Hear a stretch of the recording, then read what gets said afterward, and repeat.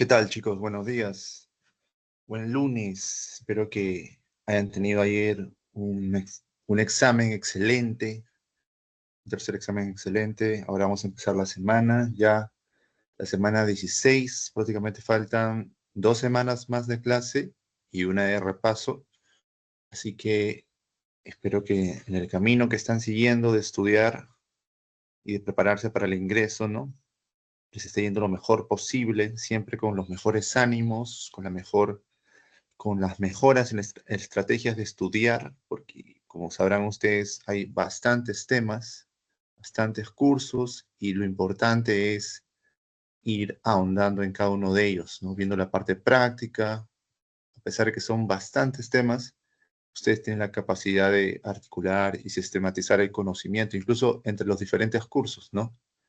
Entre el curso de historia y filosofía, por ejemplo, ¿no? Entre el curso de cívica y también de historia, ¿no? Sobre todo entre letras. Y también los cursos de ciencias, ¿no? Física, álgebra, etcétera. Entonces, vamos a empezar. Semana 16 ya está habilitado para poder compartirles. Antes de empezar, o mejor dicho, de empezar con el tema, vamos a ir un poquito a los antecedentes. ¿Qué antecedentes, no? El tema de hoy es la semana 16, es el tercer militarismo hasta el primer gobierno de Fernando Belaúnde. Ya todo es siglo XX, ¿no? Básicamente siglo XX. Las épocas, los años. Vamos a ir a la última parte de este PPT para que puedan ver los años, ¿no? La línea del tiempo, ¿no? Acá en la línea del tiempo, en la parte de arriba de la línea del tiempo, están las cuestiones internacionales y mundiales. El crack del 29, los estados totalitarios, o sea, en intermedio después de la Primera Guerra Mundial a la Segunda Guerra Mundial, en esa transición, hay un gran crecimiento del pensamiento conservador. Como vimos en la anterior clase de historia universal, por así decirlo, es un crecimiento de las ideologías fascistas, que son una especie de retorno del pensamiento conservador. El fascismo es una especie de nacionalismo adaptado, ¿no? Adaptado tanto a la parte más radical del socialismo con los nazis, como adaptado a la cuestión conservadora y religiosa, ¿no? En el tema del fascismo italiano y en el tema del falangismo. Eso vimos en la anterior clase, ¿no? Eso es la formación ideológica de Europa, ¿no? El conservadurismo que llevó a la Segunda Guerra Mundial, ¿no? La revancha de Alemania, de Italia, de España también, que se enfrenta a los anarquistas, al pensamiento progresista, ¿no? El pensamiento progresista del siglo XX, básicamente es el socialismo, el anarquismo y aún el liberalismo, ¿ok? Aún el capitalismo, por así decirlo, el capitalismo de la libertad de Estados Unidos, de Inglaterra, ¿no? Ese pensamiento de burgueses y proletariados, las nuevas clases sociales, digamos, es el pensamiento progresista. Por eso es que tanto la burguesía, por así decirlo, los liberales o la derecha liberal se unió a la izquierda socialista o comunista de aquel tiempo. ¿Y se unieron contra quién? Contra el pensamiento conservador, ¿no? Entonces, eso fue la Segunda Guerra Mundial. Bueno, mientras que sucedía en el mundo, en el Perú, empieza en 1930, también la transición entre la Primera y la Segunda Guerra Mundial prácticamente, eh, el crecimiento también del pensamiento conservador, ¿no? Entonces ahí empieza el golpe de Estado de Sánchez Cerro. Miren qué año, 1930. ¿Por qué es importante señalarlo? Porque para el oncenio de Leguía, que es justamente lo que vimos en la anterior clase de Historia del Perú, Leguía había confiado en demasía a Estados Unidos toda todo el potencial económico del país, ¿no? Del Perú. eh, Estaba recibiendo dólares, estaba recibiendo, por así decirlo, asesoría en temas de gobiernos liberales, es decir, que el Estado se reducía en su gasto fiscal y las empresas venían y el Estado trataba de que el país se vuelva un país exportador, ¿no? Entonces, Leguía estaba en eso, pero como vino la crisis del crack del 29, o sea, la bolsa de valores de Wall Street cayó estrepitosamente. Ahora, ¿por qué cayó la bolsa? Eh, si también en sus apuntes deben estar, o de la anterior clase, básicamente cayó porque había demasiada, por así decirlo, había demasiadas necesidades, había mucha gente sin empleo y había mucha producción, o sea, era irónico. Estados Unidos a nivel privado producía bastante, pero no sabía a quién vender. La gente, su propia gente, no tenía el poder adquisitivo para vender, porque se había endeudado, porque no tenían trabajo. Entonces, lo que hizo el gobierno americano es cambiar la forma de ver la política con un señor llamado John Maynard Keynes. El keynesianismo o pensamiento de Keynes es lo que revitalizó Estados Unidos después del 1929.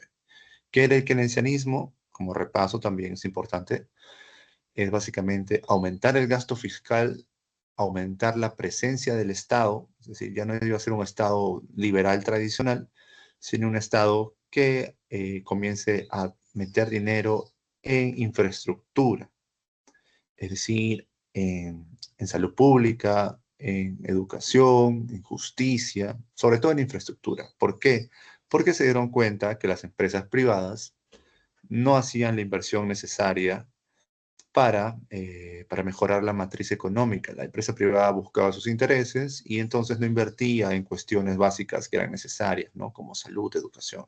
No le convenía a la empresa privada. Entonces, al Estado se encargó de eso. Y también porque cuando las empresas privadas tenían crisis, sobre todo las grandes crisis que afectan a todo el sistema, quebraban. Y entonces el Estado lo que hizo fue sostener a las empresas que no podían, les hizo préstamos a las grandes empresas para que no generen desempleo, para que no se desactive la industria. Entonces el Estado se endeudó a otras empresas o a otros estados, etcétera, para que las empresas privadas nacionales no se caigan, ¿no? Entonces, eso funcionó con Keynes. Otra cuestión que funcionó fue el que Estados Unidos, a pesar de tener gran productividad y no poder vender sus productos, comenzó a conquistar mercados internacionales de una manera ya más masiva, digamos. Y ahí también empezó las invasiones y guerras de Estados Unidos, que no pararon y aún no paran, ¿no? Básicamente es eso. ¿Y por qué, no? Mencionarlo a nivel de historia de Perú. ¿Por qué el exterior afecta al país, no? Tendencias. Sánchez Cerro, que vamos a verlo ahora. Aquí estamos repasando un poquito según la línea del tiempo, ¿no? Sánchez Cerro tiene una figura militar. Leguía tuvo antes, ¿no? En el oncenio, antes de Sánchez Cerro, una figura autoritaria. Era civil, pero tenía una figura autoritaria, mientras que Sánchez Cerro es una figura militar. Ambos son de cierto punto conservadores, pero todo lo que va a pasar en los gobiernos, no tanto de Odría, Ugarteche, etcétera, el escándalo de la página 11 también es un tema, y la guerra con el Ecuador, van a ser gobiernos de inversión pública, es decir, cierta imitación a lo que estaba haciendo Estados Unidos con Keynes, ¿ya? Y por otro lado, también cierta dirección, pues Estados Unidos hace lo que el país tenía que hacer. Mm, ¿Cuándo cambia esta dirección o el Perú deja de depender ideológicamente de Estados Unidos? Con Juan Velasco Alvarado, que va a ser el gobierno de la Junta Militar, que lo vamos a ver en la próxima clase, me parece, no en esta clase. En esta clase solo vamos a ver, por así decirlo, qué es la Junta Militar, ¿no? Que, como podemos decirlo de una vez, básicamente es otra vez los militares, ¿no? Sánchez Cerro es militar. Acordémonos del primer militarismo en el Perú y el segundo militarismo. Esto sería el tercer militarismo. Vamos a entrar en la época del tercer militarismo. Los militares en el país, al haber crisis de identidad, ¿no? De lo que significa el Perú y el tema étnico, acuérdense, eh, toman el control, ya que los políticos criollos, empresarios, no hacen las reformas necesarias para que las poblaciones participen. Aquí Ugarte es importante, ¿no? Se parece mucho a Billinghurst, al gobierno de Billinghurst. ¿En qué sentido? En que Ugarteche hace aperturas democráticas, ¿ya? Hace aperturas democráticas. Entonces, antes de leer el PPT, y estamos hablando un poquito de los antecedentes, ¿no? Acuérdense, Oncenio Leguía, ¿no? Figura autoritaria, pues, todo lo que sucedía en el mundo, con el fascismo, con Keynes, ¿no? Sánchez Cerro, figura militar, ¿ya? 1930, después del crack. Entonces, empezando ya la clase, tenemos que ir a hablar un poquito de antecedentes. Creo que con ustedes no pude ver algunos temas, porque falté, tenía problemas de salud, etcétera. Entonces, aquí esto es lo que hice para la clase presencial también. Eh, es bueno que le tomen una fotito, ¿ok? Esto. Ahora lo voy a poner en pantalla grande. Uy, un ratito. Yo no puedo ver. Ahora sí. Están viendo, chicos, ¿cierto? Porque creo que moví algo. Sí ven, ¿no? ¿Sí? ¿Se ve? Por favor, confirmen los que están despiertos. Sí, profesor. Genial. Sí, Ya, profe. tomen un Sí. screen. Ya, genial. Tomen un screenshot a esto. Esto es de clases pasadas. No me acuerdo si lo vi con ustedes, espero que sí. Si no, igual tómenle. Acá está resumido los periodos anteriores, ¿ya? A la clase de hoy. El segundo militarismo, el gobierno de Piérola, la República Aristocrática y el oncenio Leguía. Nos corresponde hablar un poquito del oncenio Leguía, ¿no? Entonces, el origen es el golpe de Estado, la idea autoproclamada de la patria nueva, 1920, un poco antes de, del tema del crack, en los 11 años de dictadura, autoritarismo modernizante, ¿no? Esta idea de autoritarismo modernizante se va a repetir en el país. Ya incluso en la actualidad, las tendencias en elecciones están igual, ¿no? Entre una figuras, por así decirlo, conservadoras, autoritarias, ¿no? Pero que se espera que aún así funcionen, ¿no? Para la población. Entonces, en resumidas cuentas, nuestro país siempre ha tenido una figura autoritaria en el poder y una figura más civil, más demócrata, ¿no? La necesaria figura del poder es, en el país es una figura fuerte. Nos gusta, digamos, como circunstancias, que hayan soluciones fuertes. Hasta cierto punto es, algunos historiadores o científicos sociales dirían que es por la incapacidad de tener acceso a cuestionar, a participar de la política, ¿no? Si no participamos en la política, entonces queremos tener a alguien que haga algo que nosotros no queremos hacer. Entonces, esas figuras suelen ser autoritarias, ¿no? Porque a cierto punto no nos escuchan, pero toman las decisiones que no queremos tomar, ¿no? Entonces, ese es un tema. Bueno, entonces ahí los dejo para que tomen screenshot. El segundo militarismo, el gobierno de Piérola, la República Aristocrática. Ya. Bueno, segundo militarismo, tras la Guerra del Pacífico. No se sabe qué figura es la que va a tomar el poder. Aparece Cáceres, ¿no? Y hay iglesias que resistieron, pues, a Chile. Iglesias en el norte, Cáceres en el sur, en el centro. Piérola vuelve después de la revolución de 1895 contra Cáceres, ¿no? Mire, la primera coalición civil militar es con Piérola. Ya Leguía también tiene una coalición así, ¿no? Sánchez Cerro también es parte de este pensamiento civil militar. La República Aristocrática. ¿Qué significa República Aristocrática? Es una república basada en la palabra aristocrática, en el gobierno de los mejores. La aristocracia significa eso, el gobierno de los mejores. Y solo puede haber aristocracia, chicos, cuando ya hay un desarrollo industrial, por así decirlo, o un desarrollo de los que antes eran, eh, por así decirlo, empresarios nacionales. ¿Ya? La aristocracia es cuando los empresarios ya están más cerca, en su influencia con el Estado. Entonces, son los empresarios que, por así decirlo, ya ejercen un poder público. Son los empresarios que ya se meten en las elecciones democráticas. Pues hay un dominio de la oligarquía del partido civil, o sea, de los ricos. El partido civil representa a la clase de los ricos. ¿Quién eran estos nuevos ricos? Eran las mismas familias del antiguo Perú o de la independencia, que a través de las subvenciones del Estado, a través de después de la guerra con Chile, etcétera, cedían territorios y el Estado mismo les daba dinero por haber apoyado en la independencia y por haber apoyado en la guerra con Chile. ¿Ya? Entonces, muchas familias aumentaron sus ganancias después de las crisis, y esa es la República Aristocrática. Estas mismas familias comenzaron a meterse más en los gobiernos ya civiles, ¿no? Entonces, en esta República Aristocrática también está el pensamiento de quién? De Aya de la Torre y José Carlos Mariátegui. Aya de la Torre con los apristas va a tomar mucho protagonismo en los gobiernos que vamos a ver, la clase de oro. Mientras que antecedentes a Aya y Mariátegui está el pensamiento de González Prada, que es un pensamiento anarquista, a pesar de ser un aristócrata limeño, él se posicionó a favor de los campesinos y de la clase obrera, y el pensamiento de Rumi Maki o Teodoro Gutiérrez Cuevas, tomé un screenshot a esto. Rumi Maki tiene un pensamiento más étnico. De los cuatro grandes pensadores aquí, ¿no? Que hacen, por así decirlo, influencian en las revoluciones sociales o los intentos de la sociedad por cambiar, ninguno de ellos es eminentemente militarista.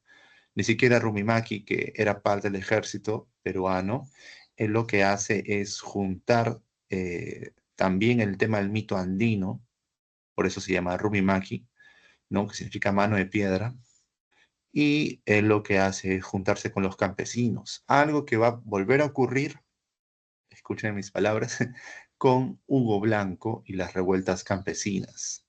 Hugo Blanco era un socialista, ¿ya? ¿Se acuerdan las figuras de la Unión Soviética? Eran tres principalmente, era Lenin, Stalin y Trotsky. De los tres, a ver, no sé si lo quieren escribir o no, de los tres, ¿quién fue eh, sacado de la Unión Soviética, ¿no? Y llevado a México? León Trotsky, o sea, Trotsky. El pensamiento de Trotsky, socialista, caló en Hugo Blanco, que era el pensamiento del socialismo solidario entre las naciones. Entonces, Trotsky influyó en Hugo Blanco y muchos marxistas. Estos marxistas comenzaron a incluirse en el pueblo, en los campesinos. Entonces, los levantamientos campesinos en el Perú, Hugo Blanco. ¿Ya? Eso también lo vamos a ver. Entonces, tomen el screenshot a esto. La figura aquí importante es, bueno, más importante, digamos, es Aya la Torre. Ya empieza con el antiimperialismo del APRA en México, influenciado por la Revolución Mexicana de Zapata, ¿no? Zapata, ¿quién más? De Pancho Villa, ¿ya? Entonces, el APRA tiene esta figura de una especie también de socialismo democrático, pero con una mirada de país, no con una mirada socialista de la Unión Soviética, ni de China, ni de Mao, ni de Lenin, ni de Marx, sino un socialismo más latinoamericano, más propio, por así decirlo. Pero dejó de tener esta figura socialista, por así decirlo, y fue virando hacia una figura más socialdemócrata, es decir, más de centro. Y poco a poco siguió virando hasta ser una especie de derecha liberal, ¿no? Que es el último gobierno de Alan García. Pero en el primer gobierno de Alan García y antes, Aya la Torre seguía con el pensamiento de antiimperialismo. Aya de la Torre deja el pensamiento antiimperialista cuando, cuando lo deja, ahora lo vamos a ver, en qué gobierno deja Aya de la Torre ese pensamiento, ¿no? Con Odría deja el pensamiento. Ya él se junta con Odría y deja ese pensamiento antiimperialista. ¿Por qué? Porque todo el tiempo que vamos a ver, el APRA fue, por así decirlo, perseguido, ¿ya? Fue perseguido y tuvo que hacer concesiones con gobiernos, con partidos políticos, con Odría en este caso, ¿no? Miren, Odría dictadura militar, pero el APRA se unió a ellos, ¿no? Entonces, Lo que hemos visto son los antecedentes de la clase de hoy y ahora vamos a ver la clase de hoy, ¿no? Se puede dividir en 4 periodos. Pueden tomar el screenshot. Esto sí ya es la clase de hoy. Voy viendo la hora. Estoy en 2 computadoras. Se me apagó. Ya. Son las 7:55. Ya hay tiempo. Ya, entonces, este cuadro pequeño comparativo es todo, básicamente los temas más importantes. Ya. Vamos a regresar a este cuadro comparativo cuando veamos que el tiempo haya avanzado y se nos está cortando. Pero igual tomo el screenshot, yo se los voy a pasar al final. Entonces vamos a ver hoy día el tercer militarismo, miren el año 1930 a 1939, los gobiernos principalmente de Sánchez Cerro, Óscar Benavides. Después vamos a ver la primavera democrática, de 1939 a 1948. Aquí va a haber varios gobiernos, pero principalmente el de Manuel Prado Ugarteche y José Ribagüero. Después de esto viene el ochenio de Odría, o sea, 8 años va a gobernar Odría. Uy, se repitió, hay un micrófono por ahí. No hay Sí, problema. se queda Eco, ya se apagó, ya. Y después del ochenio de Odría, venimos con la Junta Militar. Esos son los periodos más importantes. Pero como se dan cuenta en los años, entre Odría y la Junta Militar, hay alrededor de 6 años que hay otros gobiernos que están a continuación, ¿no? Aquí están los demás gobiernos. A ver, de Odría 56 a la Junta Militar al 62, 6 años, 56-62. Entonces, 56-62, ¿quiénes van a estar? Básicamente el gobierno de Manuel Prado, ya que está aquí a la derecha, el de la democracia con convivencia aprista, ¿ya? Este cuadro es muy parecido al anterior, pero no está separado en periodos, sino en gobiernos. También tómenle screenshot a esto. Sí. Profesor, sigue viendo la primera diapositiva nada más. ¿En serio? A ver un momento. Uy, no, está muy lento esto. Error mío. Ahí voy a dejar de compartir para volver a compartir. Mm,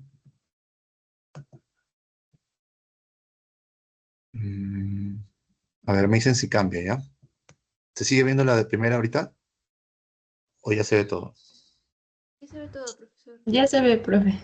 Ya. Ya, si se vio la primera, voy a repasar un poco. Ya. Ya, esa es la segunda diapositiva, ¿ya? Tomen el screenshot de esta, igual se las voy a pasar. Acá la parte importante es Haya la Torre. Haya la Torre con el APRA va variando, va girando, empieza como una especie de socialismo, pero más demócrata, ¿no? Que busca la inclusión de todos los peruanos, los trabajadores, no una figura del obrero, sino de la clase media, ese es el APRA, y va girando hacia una asociación más con la derecha. La máxima expresión de la derecha ya es el segundo gobierno de Alan García, que espero que lo podamos ver, pero en el primer gobierno de Alan García es un gobierno más popular. La característica principal del APRA es que es influenciado por la Revolución Mexicana. ¿Ya? Y a pesar de que el APRA, en momento histórico, miren aquí, eh, está en la crisis del oncenio, la Gran Depresión, porque es, por así decirlo, perseguido por los militares, llega en un momento volver a ser reconocido como un partido legal, y es después de Odría, ¿ya? La figura de Mariátegui es muy importante, pero en el periodo actual tiene una figura más ilegal, por así decirlo, que también lo vamos a ver un poquito con los levantamientos sociales y las protestas sociales. Ahí el marxismo todavía está vigente y el partido socialista que funda Mariátegui, que es muy diferente a los partidos comunistas de Europa, tiene una influencia, ¿ok? Parte de esa influencia es Hugo Blanco, que tiene el pensamiento de Trotsky, que es un pensamiento más ligado a los campesinos y una cuestión más solidaria, aventurera, no tanto de un partido político con exigencias y planificación de gobierno, sino una cuestión más cerca del pueblo, más cerca del estallido social. Ya, entonces, eso es lo principal aquí. De ahí Rumi Maki, ¿no? La figura indígena que todavía no ha sido tan revalorizada, pero existe, es decir, existe el pensamiento de Prada, también que es anarquista. Tanto Prada, Rumimaki, Mariátegui no son vistos en la oficialidad de la política peruana en este periodo. Son vistos más desde la cuestión ilegal, desde las revueltas campesinas, obreras, pero no son vistos dentro del poder. A eso me refiero, ¿ya chicos? Mientras que Aya La Torre sí logra estar cerca del poder. Entonces, aquí ya es, sí están viendo, ¿no? Este cuadro. Sí, se ve, ya. Este cuadro, Sí. ya, genial. Este cuadro también es, tomen el screenshot, este cuadro sí es de la clase de hoy. Son 4 periodos: el tercer militarismo, la primera democrática, el ochenio por 8 años de Odría y la junta militar. Aquí lo importante es esos periodos, ¿ya? Que vamos a volver a este cuadro, si es que no nos alcanza el tiempo, que son las 8 de la mañana, porque son bastantes temas. Sí, segunda diapositiva. ¿No se ve la diapositiva? Solo se ve en la diapositiva 2. Porque ya ahora, ¿sí se ve todo? Sí, ahora sí. Ya, entonces está lento nada más. Ya no voy a poner en, ¿cómo se llama esto? En presentación porque se va a poner lento. Debe ser el internet de la laptop, porque tiene Wi-Fi. Ya, entonces, en esta diapositiva que es la número 4, afirma es la 4, ya. Aquí se está el resumen de toda la clase de hoy. Ya, igual lo voy a pasar, no se preocupe. Ya, entonces, acá lo que estaba diciendo es que, si se dan cuenta, el 89 de Odría acaba en el 56 y la Junta Militar en el 62. Paso a la diapositiva 5, que se ve, ¿cierto? Sí, ya, supongo que sí. Entonces, Así se ve. ya, genial. Entonces, en la quinta diapositiva también es un cuadro, pero ya por gobiernos. Aquí sí están todos los gobiernos. Pueden verlo en la fecha, ¿no? Por ahí. Algo se está yendo en la fecha. Está un poco desordenado. Debería ser gobierno Odría después del gobierno provisorio, pero bueno, ahí están. No solamente eso. Después todo está bien. Todas las fechas están bien. Ya. Entonces, acá lo importante es el gobierno de Manuel Prado, que es un segundo gobierno, hasta Belaúnde, que es lo que no está en este cuadro de acá, ¿no? Bueno, eso también, este cuadro resumen lo vamos a ver al final, si es que no nos alcanza el tiempo, pero tomen el screenshot, listo. Si se dan cuenta, acá hay algo que se repite en los criterios o aspectos, es la relación con el APRA, lo que les decía, que el APRA va cambiando su perspectiva de cómo hacer política, porque en un principio se considera ilegal, ya, porque el APRA con Sánchez Cerro, el APRA, caos, ¿ok?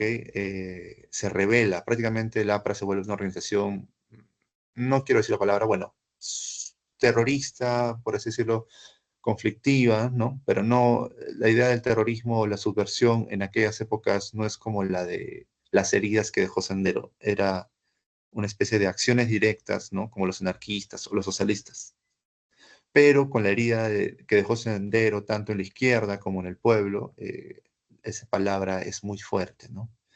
Pero sí, es una especie de terror hasta cierto punto, o acciones violentas, o armadas, acciones armadas.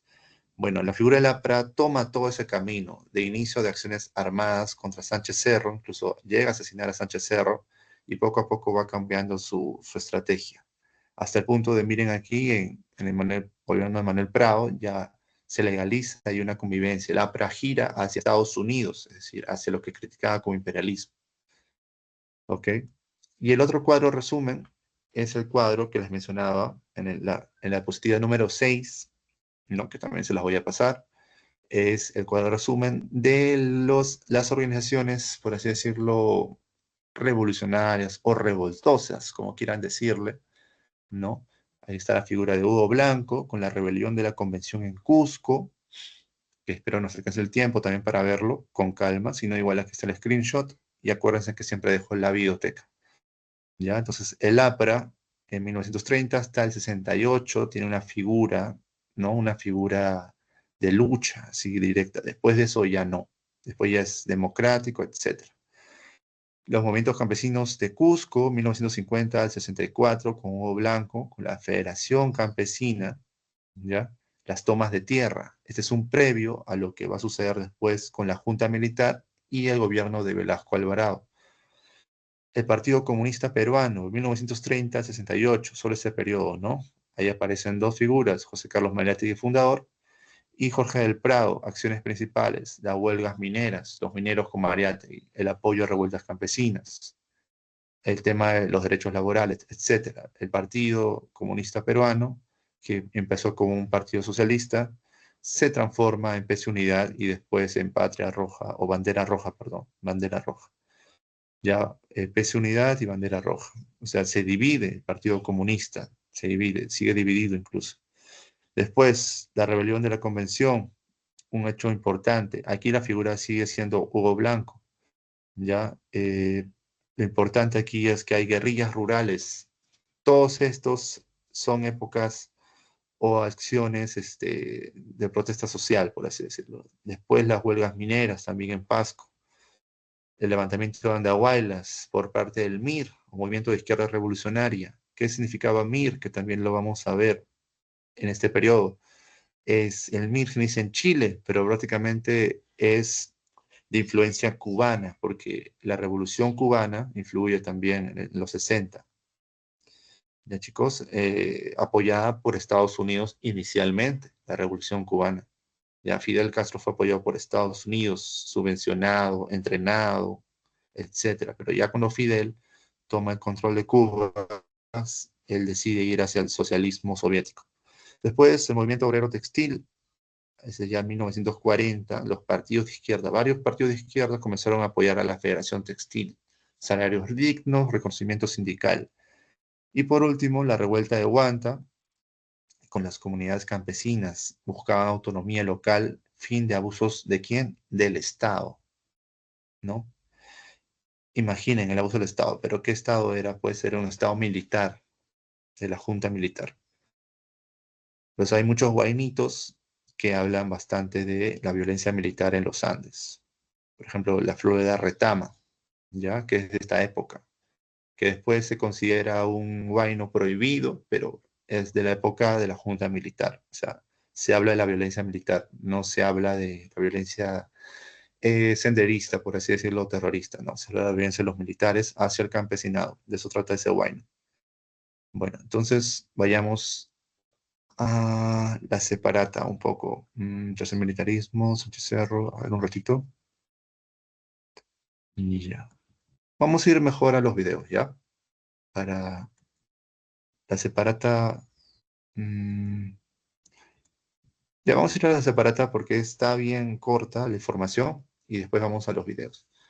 Bueno, tercer militarismo, 1930 al 39. Gobierno de Sánchez Cerro. Políticas, lo que les decía, ¿no? Es un régimen autoritario con influencia del fascismo europeo. ¿Qué era el fascismo europeo? Significaba volver a las ideas religiosas, militares del pasado. Persiguen pues al APRA y al PCP o el Partido Comunista Peruano de Mariátegui en defensa de intereses oligárquicos. En el tema de los antecedentes, de allá en el tercer militarismo de Sánchez Cerro, ¿no? Él hace un golpe contra Leguía porque había una crisis, la crisis del crack. Como Perú estaba muy ligado a Estados Unidos, todo lo que le pasaba a Estados Unidos le pasaba al Perú. Entonces ahí se junta por primera vez los militares, ¿no? Crean la Junta Nacional Militar, ¿no? Hacen una victoria en las elecciones en 1931, vuelven un poco a esta idea de los militares, del primer y segundo militarismo, de que acuérdense que había golpes de Estado y después las elecciones. Es una especialidad de los militares hacer eso, no se sorprendan. Después, en el tema económico, hubo una crisis económica por 1929, ¿no? El Estado tuvo que intervenir y creó el Banco Agrícola, el Banco Industrial, para tratar de evitar, pues, mayores pérdidas a la aristocracia, a la oligarquía. Sánchez Cerro, antes de hacer el golpe de Leguía, funda un partido. Imagínense un militar fundando un partido político, ¿no? Por eso es que después hay en las constituciones, se prohíbe el voto del militar, se prohíbe prácticamente que los militares participen de la política. en estas épocas no estaba prohibido, por así decirlo, ¿no? Entonces Sánchez Cerro crea un partido, la Unión Revolucionaria, era tendencia fascista. El APRA, ¿no? El APRA también es formado, rechazó la victoria de la Unión Revolucionaria, denunciando un fraude electoral por la pérdida de ánforas en Ancash y en Cajamarca. En el tema económico, llegó la misión de Kremer para reformar el BCRP o simplemente el Banco de Reserva del Perú y creó la CBS, que aún no existe, ¿ya? La CBS es el sistema de bancos, ¿ya? El sistema de bancos que lo que hace es ver la tasa de interés, ver que los bancos no abusen ante los clientes, etcétera. Después en políticas, la política nacional crea la ley de emergencia, que esta ley de emergencia lo que hace es tratar de cerrar los conflictos sociales, por eso es que mandan al APRA, a la ilegalidad y también al Partido Comunista. Hace una constitución de 1933, aquí es lo que estamos diciendo, hay un periodo presidencial de 6 años, ya no de 4 años, y clausura la Universidad de San Marcos, que en esa época estaba llena de apristas o pensadores apristas. Y aquí sale la frase de Carlos Phillips, ¿no? Sobre el APRA. Dice, esta es la frase adjudicada al militante aprista Carlos Phillips, solo el APRA salvará al Perú, ¿no? Antes de morir. Solo Dios salvará mi alma, dice, solo el aprismo salvará al Perú, ¿no? La expresión se convirtió en frase inicial del partido, y así como muchas otras frases. Por ejemplo, los apristas que son belicosos o simplemente que se metieron en conflictos sociales y de una manera peyorativa, ahora se les dice búfalos. ¿Por qué? Hubo una figura aprista que tenía ese apodo, el Búfalo Barreto. Búfalo Barreto participó de la masacre, ¿no? De Chan Chan y de varias revueltas apristas. Fue uno de los pocos, bueno, uno de los tantos apristas que falleció por parte de los gobiernos militares, ¿no? Por ejemplo, en la captura del cuartel de O'Donovan dio origen a la rebelión de Trujillo. Los apristas hicieron esta rebelión, capturaron pues un cuartel militar, también la prefectura y la cárcel de la ciudad. La represión fue dirigida por la Guardia Civil y la Fuerza Aérea. En aquellas épocas no existía la Policía Nacional, por ejemplo. Existía la Guardia Civil, la Guardia Republicana. La Guardia Civil es como la policía interna, por eso se llama civil. La republicana es la que ve los temas limítrofes y de las cárceles. Y la Policía de Investigaciones, o PIP. Estaba dividido así el país. Antes la Policía Nacional estaba dividido así. Entonces, imagínense todo lo que hacían los apristas antes, ¿no? Tomar cárceles, tomar ciudades, en Trujillo. Por eso Trujillo aún sigue siendo un bastión ideológico del APRA. Y ahí hubo la masacre de Chan Chan, ¿no? Donde fueron fusilados en masa. Se dicen que alrededor de 100 apristas, según los datos del Estado, pero según los mismos apristas fueron mucho más, ¿no? También en esta época, en el tema internacional, está el incidente de Leticia y la amenaza de guerra contra Colombia. Antes de este tema de Leticia ya había habido un tema controversial me parece que con Leguía, respecto a los límites del país. Se había formado incluso una comisión encargada de los límites geográficos. Entonces, en Leticia, Colombia es la que toma la iniciativa y reclama ese territorio. Y Perú hace la guerra. Había reclamado más territorio que Leticia, incluso Maynas, que es un poco más adentro, la zona de Iquitos.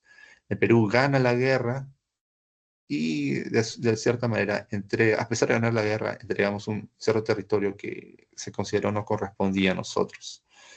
Ya, entonces Sánchez Cerro es de este gobierno, y Sánchez Cerro, adivinen qué, fue eliminado, asesinado por un militante aprista, por Abelardo Mendoza.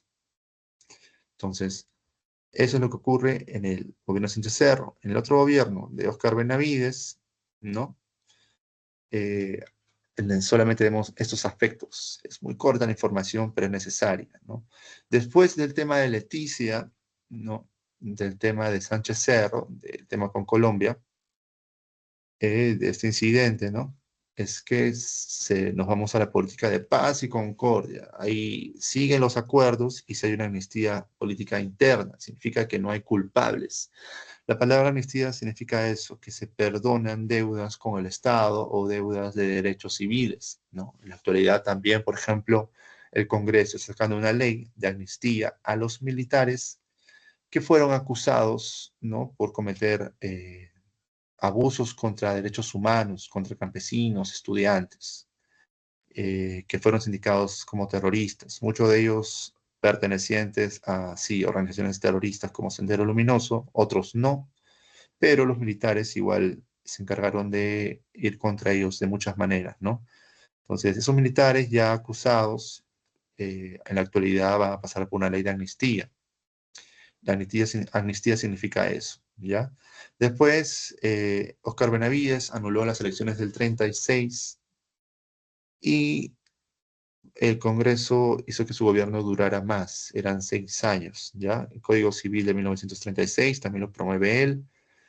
Lo importante acá es ver el tema internacional, ver cómo es su relación con el APRA que había eliminado a Sánchez Cerro.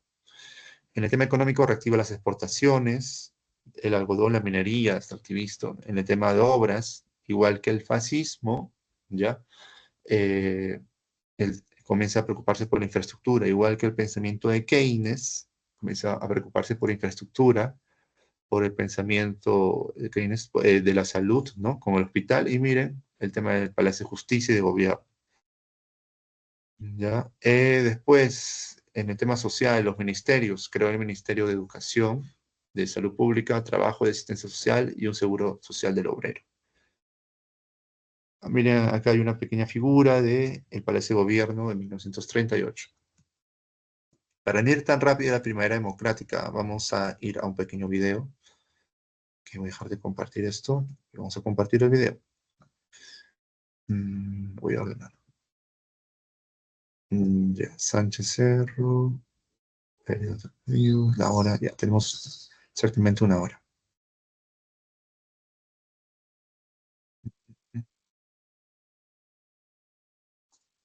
Voy a ocupar toda la pantalla para que se vea.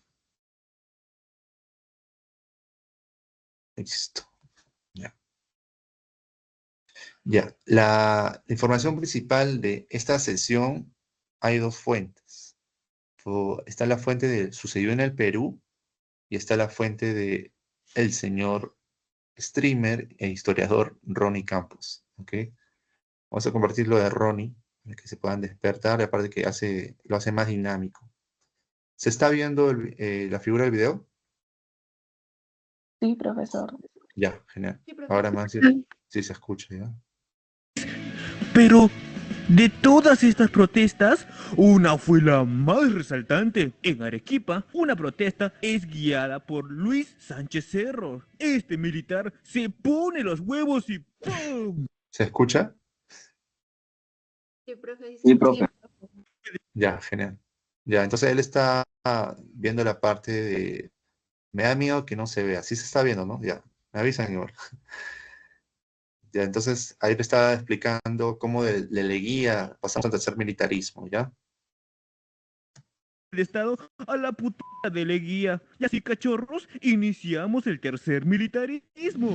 Ay, Leguía, todo por hacer caso a Estados Unidos acabó mal. Por suerte, yo no soy un perro obediente, soy un perro independiente, soy un perro rebelde, un pitbull macho. ¡Oh, galleta, galleta! Tercer militarismo, de 1930 a 1939. Aunque muchos historiadores consideran que el tercer militarismo es mucho más largo, pero como te dije, eso ya lo dejamos para creadores de verdad y no para youtubers estúpidos. Y para que investigues un poquito. Como ya sabes, esta etapa inicia con Luis Sánchez Cerro, gobierno de Luis Sánchez Cerro, Luchito, de 1930 a 1933. Ni bien Luchito llegó a la presidencia, su primera acción fue encarcelar a Leguía, ya que sabrás que él fue el protagonista de muchos actos.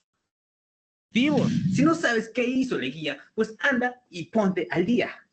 Me salió arriba, debo ser rapero. Y recuerda, él organizó una protesta e ingresó dando un golpe de estado a Leguía, pero no, él no era el único que se había levantado, no era la única protesta. En todo el Perú habían muchos levantamientos y cuando Sánchez Cerro llegó al poder, las demás protestas estaban en su contra, ya que querían que se respetase la democracia y se convoquen a elecciones. Y eso se hizo. Luchito renunció a la presidencia y tuvo que postular. Pero obviamente para postular se necesita de un partido político. Así que él decidió crear su propio partido político porque los demás eran una mierda. Necesito un nombre para mi partido político. ¿Qué nombre le puedo poner? Capitán. Y si le pone Unión Revolucionaria, porque es una unión que revoluciona, ¡cállate! Así que en 1931 se convocan elecciones donde dos partidos. O sea, a diferencia de las anteriores dictaduras, en esta ocasión él dimitió de hacer un golpe de Estado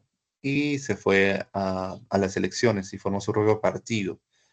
Pero eso no, pero básicamente es por la resistencia civil, ¿no? O sea, obligando a un militar a hacer las elecciones. En los anteriores militarismos no sucedió así. Ellos hicieron un golpe militar y después de su gobierno hicieron las elecciones. En este caso no. Eso es lo que da a entender.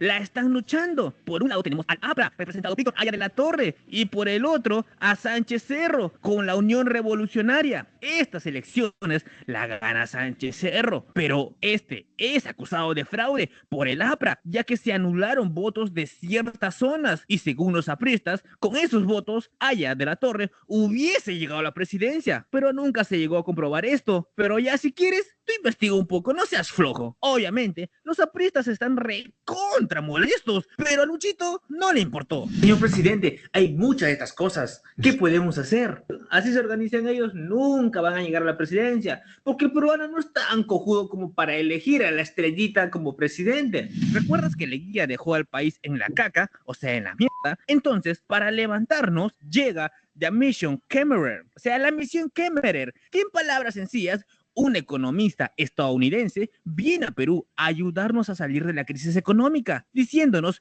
cómo debíamos mover nuestro dinero. Pero recuerda, los apristas están enojados con Luchitos y lo señalan como dictador por el supuesto fraude en las elecciones. Claro, porque Víctor se quedó con las ganas de ser presidente. Entonces empiezan a organizarse y a levantarse. O sea, a protestar, no a levantarse de levantarse. O sea, ¿sí entienden, no? Sí, ok. Señor presidente, cada vez son más de estas cosas. Debemos hacer algo. Y si crea alguna ley para poder cazar esta mierda. ¡Claro! La ley Esa sería de la excusa perfecta para emergencia, poder cazar, matar y violar a esos roedores, ¿no?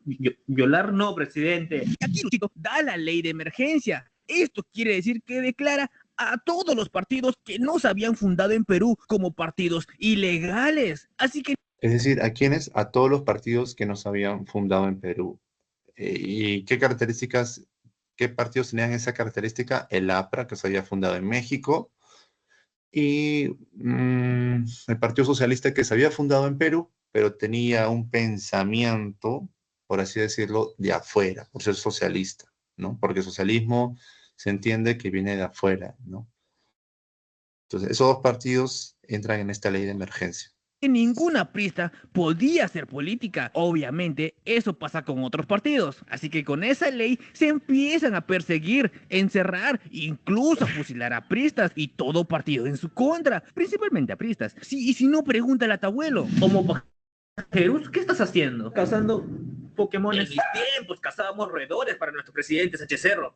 Eso era cazar, no Pokémones que hacen ahorita. Y listos, llegamos a 1932. Oye, Este año es conocido como el año de la barbarie. ¿Por qué? Primero, el 6 de marzo, una aprista disparó a Luchito, perforándole un pulmón. Recuerda que la persecución de roedores fue un año antes, así que Luchito ya tenía gente que quería asesinarlo. El 6 de mayo, Víctor es atrapado y encerrado. Y al siguiente día, unos marinos se levantan en el puerto del Callao, tomando embarcaciones, pero está reprimido. A raíz de esto, la Universidad Nacional de Mayor de San Marcos fue cerrada, ya que se llegó a la conclusión que los marineros fueron influidos por estudiantes de dicha universidad. El 7 de julio se da la rebelión aprista de Trujillo, donde muchos apristas, entre ellos el hermano de Víctor, asaltan el cuartel Otonoban. ¿Así se dice? Sí, sí, sí, Otonoban. Otonoban. Ah, bueno.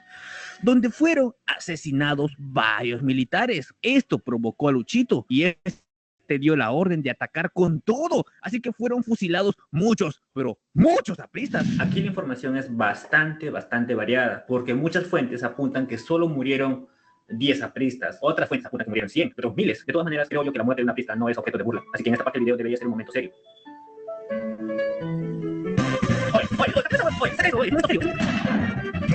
Obviamente esto llevó a más rebeliones en Ancash, pero también fueron reprimidas. Poco después, pobladores de Leticia se rebelaron con Colombia. Por si viste el video de Leguía, sabrás que Leguía intercambió territorio con Colombia. Ya, entonces, hasta ahí este video. Pero lo más importante, lo que nos está diciendo es los detalles, ¿no? El detalle de que Sánchez Cerro tuvo que fundar su partido político, de que no fue una sola vez la que, por así decirlo, tuvo un atentado, un altercado con el APRA, ¿no?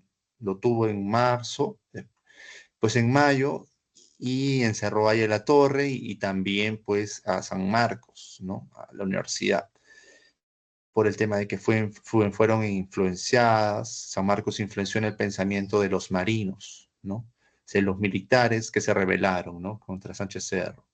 Después de eso, al final, Sánchez Cerro llegó a ser asesinado. Pero aquí lo dejamos un ratito y ahora vamos al tema de Leticia. En este videíto también de Ronnie Campos, a partir del minuto 9, va a entrar a escribir un poco, describir el tema de Leticia, que es lo que hemos hablado de las diapositivas. Veamos. El antecedente de Leticia de Sánchez Cerro, ¿no? ¿Con quién fue? Con Leguía. Acá lo voy a explicar un poco mejor. De Río Branco, Perú versus Brasil. Presidente Augusto Leguía. Brasil reclama otro territorio que no estaba muy bien delimitado, que es el Acre, o sea, toda esa zona. Y sí, Brasil estaba dispuesto a una guerra, pero ¿qué hizo Leguía? Pues se le entregó y ya, a cambio de un dinerito. Digo, a cambio de la paz. Muy bien, Leguía, pero qué listo eres. 1922, Tratado Salomón Lozano, Perú y Colombia. Presidente, otra vez Leguía. Resumiendo este tratado, Perú y Colombia intercambian territorios para que Colombia tenga acceso al río Amazonas. ¿Y qué ganamos nosotros? ¿Qué ganaba Leguía, dirás? En 1932, un grupo de personas invaden Leticia, así que deciden desalojar a los colombianos de esa zona. Eso molesta a Colombia y declara la guerra a Perú. En 1932, presidente Sánchez Cerro. O sea, que la pendejada que hizo Augusto Leguía la pagó Sánchez Cerro, típico. Pero la guerra terminó con la muerte del presidente. Y sí, no cambió nada. El Tratado Salomón se volvió a respetar. 1942, Segunda Guerra Peruano-Ecuatoriana. Presidente Prado. O sea, el tratado con Colombia se mantuvo, ¿ya? Vamos a seguir con lo que va a seguir hablando con los demás gobiernos, porque también los tenemos que tocar. Prado Garteche, ¿qué más pasó con temas limítrofes? A ver, con Ecuador ahora. Garteche. Se dice que esta guerra empezó por provocaciones en la frontera de ambos bandos y aquí las batallas las ganamos, o sea que ganamos la guerra. Pero habiendo ganado la guerra, entregamos a Ecuador territorio. En una batalla, Quiñones estrelló su nave en una base ecuatoriana, dándonos así la victoria contra Ecuador. ¿Quién es Quiñones? Pues es el héroe que sale en tu billete de 10 soles. Resumiendo, ganamos la guerra, perdimos territorio y Ugarteche se ganó su billete. Y en 1945 se firma el protocolo de Río de Janeiro, o sea que se entrega a Ecuador territorio, llamado Sucumbios. Esta parte sí no tiene nada que ver, pero solamente hago un paréntesis para agradecer a la Academia Círculo Escolar 1. Bueno, entonces el tema de Colombia y Ecuador respecto a los territorios, con Ugarteche y con Sánchez Cerro. Entonces, entramos a la primavera democrática, ¿ya? Ya pasamos el tema de Sánchez Cerro, el tercer militarismo, que terminó asesinado por el APRA, y entramos a la primavera democrática. En la primavera democrática de 1939, ¿no? Los partidos que representaron fueron la élite civil, es decir, la élite criolla, por así decirlo. se buscó una disminución de la represión hacia los partidos perseguidos. En esa época, chicos, ¿cómo se llama? Uno de los periódicos más importantes del país, llamado El Comercio, tenía una editorial más de índole liberal, ¿no? Más social, y influía de esa manera al gobierno. En la actualidad no. ¿Por qué? Porque o en la actualidad depende, ¿no? Si el gobierno es de izquierda, el comercio reclama más, ¿no? Si el gobierno es de derecha, lo apoya. Pero en esta época, como los gobiernos eran más de índole militar, tanto la derecha como la izquierda eran opuestas al gobierno. Ya el pensamiento militar todavía seguía siendo fuerte. Pero así como hubo una gran época de civilismos, ¿no? En esta época, en este periodo, una gran época también, otra vez, de la élite civil, ¿no? Por eso se llama primavera democrática. ¿De qué depende eso también? Depende del exterior. Por eso en el tema internacional es la Segunda Guerra Mundial, ¿no? Entonces, no se sabían, pues, los militares, por así decirlo, qué posición tomar. Si tomar una posición hacia el socialismo de izquierda o hacia la derecha. Entonces, el país tomó una posición neutral.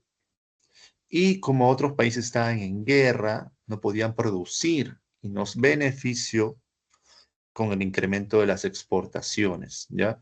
Y un establecimiento, una política de control de precios y control monetario, ¿no? Por un lado, eso significa, como lo que quería hacer Keynes, que el mercado tenía que regularse en base a los impuestos, ¿ya? A los impuestos que pagamos todos y también que pagan las empresas. En este gobierno está Manuel Prado Ugarteche, ¿no? Que se alía con el Partido Comunista y tolera al APRA, ¿ya? Es una figura un poco más de tolerancia. Crea la Federación de Trabajadores del Perú, que en la actualidad está ligada a un sector del Partido Comunista. Manuel Prado representa la oligarquía financiera e industrial, es decir, una visión netamente capitalista, liberal, pero democrática. Reconstruye la Biblioteca Nacional. Por fin se reconstruye la Biblioteca Nacional que está en la avenida Bancay, ¿no? Miren cuánta población había en el Perú en 1940. 6.200.000. O sea, no es nada lo que hoy somos, ¿no? Somos alrededor de 36 millones, 35 millones. En Lima nomás somos 11 millones, ¿ya?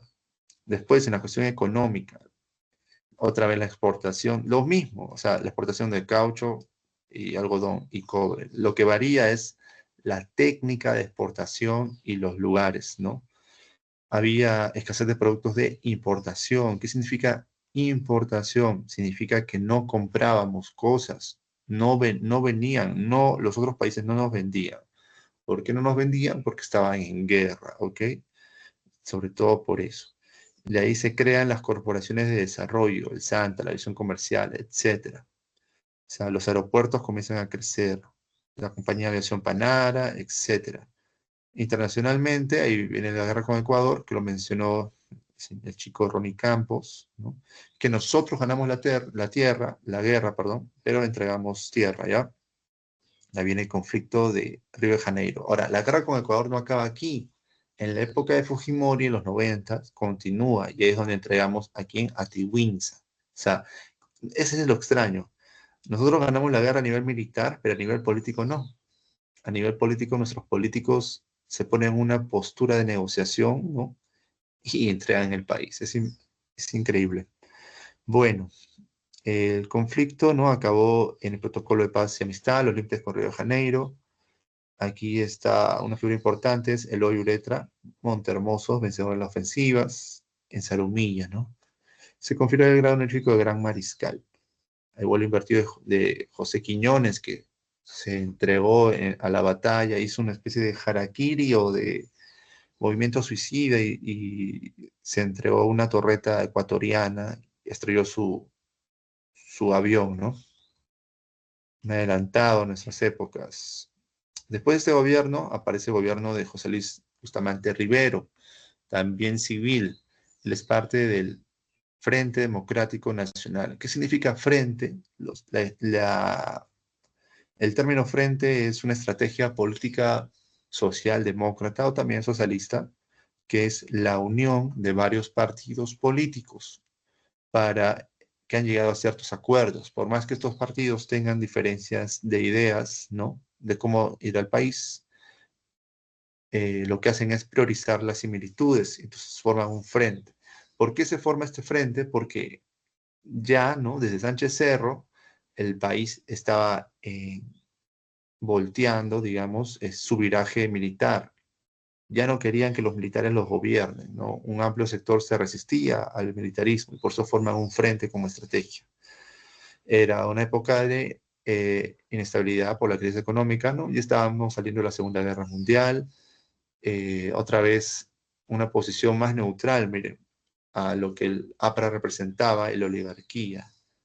También está el asesinato de Francisco Graña de la prensa, es decir, los periodistas habían sido también violentados por Sánchez Cerro y también por el anterior gobierno, ¿no?, de los anteriores gobiernos de Benavides, ¿ya? Después, económicamente, el gabinete aprista promovió el incremento de gasto público y los impuestos a las exportaciones. O sea, el APRA participó de esto, ¿ya? Y promovió, pues, el gasto público. Y aparte de las infraestructuras, se buscó, pues, mejorar los derechos sociales. Por eso es que es la educación, la ley de educación secundaria gratuita, la ley del llanacunaje, que tiene que ver con el trabajo, ¿no? El decreto 781 sobre el tema de las 200 millas del mar peruano, que hasta hace unos años también nos llevó a la Corte de la Haya, ahí en Países Bajos, con Chile. Imagínense, hasta hace unos años hemos estado en esto, creo que fue el gobierno de Ollanta. El tema es que las 200 millas significa que el país le pertenecen 200 millas del mar. Fuera de esas aguas y hay una zona de aguas internacionales, es decir, que cualquier otro país puede estar fuera de las 200 millas, ¿ya? Dentro de las 200 millas no se permite la pesca más que de barcos del país, del Perú. Dentro de las 200 millas, los pescadores artesanales no tienen competencia con internacionales, no hay nadie. Cuando sucede una invasión por parte de China o de Chile o de etcétera, cualquier otro país, la armada de nuestro país, ¿no?, los navales, tienen todo el derecho de abrir fuego, de bajarse esa embarcación. Pero en la actualidad sabemos que eso no ocurre del todo, ¿cierto? Después de esto están los golpes de Estado. En 1948, José Luis Bustamante Rivadero tiene un golpe el 3 de octubre, ¿no? Los apristas en el Callao, y otra vez el APRA es declarado fuera de la ley. Ya, o sea, con el anterior gobierno, ¿no?, con el de Ugarteche, se estaba otra vez tolerando al APRA y al Partido Comunista, ¿no? Pero el APRA otra vez intenta un golpe, ¿no?, al gobierno. Y es vuelta declarada otra vez fuera de la ley. Después, el 27 de octubre, se da el golpe de Manuel Odría a este gobierno, ¿ya? Y ahí viene el ochenio de Odría, que dura 8 años exactamente. Y Odría, vamos a acelerar porque ya vi la hora, vamos a ver si acabamos todas las diapositivas y podemos ver algún video, ¿ya? Entonces, en el ochenio de Odría, que da golpe de Estado a Bustamante, él ya tiene una figura, digamos que fascista, ¿no? Las anteriores figuras eran conservadores, eran militares. Pero si ven el término, revolución restauradora, la restauración. ¿Restauración de qué? De los militares. Por eso, también Ronnie, que vimos en el video, ¿no?, se dice que había 2 gobiernos militares del tercer militarismo, pero según algunos historiadores, el militarismo continuó. Por eso es que Odría era militar. ¿Quién más es militar? Velasco Alvarado, ¿no? Y el que le continúa. Entonces, el militarismo es un periodo largo realmente, ¿no? Pero bueno, es otro debate. La Revolución Restauradora, dice, designó Designó a su sublevación, surgía en Arequipa para derrocar el gobierno. O sea, Odría se sublevó en Arequipa y trató de hacer lo mismo Sánchez Cerro, de unirse al descontento popular. Y tuvo dos gobiernos, ¿ya? El gobierno provisional, adivinen de quién, de la Junta, ¿no? La Junta de Militares. Hay una ley de seguridad interior, o sea, los militares hicieron su propia junta y de ellos Odría era el encargado, ¿ya? Persiguieron otra vez al APRA y al Partido Comunista, otra vez por 2 años, y se volvió el candidato único. Tuvo una victoria con el Partido Uno, ¿no? Que es el partido nacional, ¿no? De Odría. Después tuvo el gobierno constitucional, entre comillas, constitucional. ¿Por qué? Porque vinieron los americanos con la misión Klein a darle, pues, recomendaciones al gobierno militar, ¿ya? Entonces les dijeron, oigan, militares, no caigan otra vez en el gran gasto fiscal. Si ustedes quieren realmente inversiones, tienen que evitar, pues, en el gasto fiscal y nosotros vamos a traer las inversiones, porque hemos visto que no hay importaciones, ¿no? Que la importación está muy baja. Y también hemos visto que ustedes están en contra del APRA y del Partido Socialista y nos parecen que son aliados, ¿no? Unos buenos aliados. Entonces, también era época de la guerra con Corea, ¿no? De la Corea, que era Corea del Norte contra Corea del Sur. Acuérdense, Corea del Norte, aliado de China, en una Corea de formación socialista, y Corea del Sur, aliado de Estados Unidos, ¿no? Es época del Plan Marshall y del Plan Molotov. Plan Marshall, el plan de los americanos. Entonces, con este Plan Marshall, apoyo de Estados Unidos al Perú, porque fue parte de eso también, se hizo el Estadio Nacional, el Estadio de San Marcos, el Hospital del Empleado y las grandes unidades escolares, que son los grandes colegios que en la actualidad se llaman colegios bicentenarios, ¿no? O colegios que ya tienen un acceso al bachillerato. Es decir, que los chicos, como ustedes sabrán, algunos pueden calificar a universidades a partir de sus notas.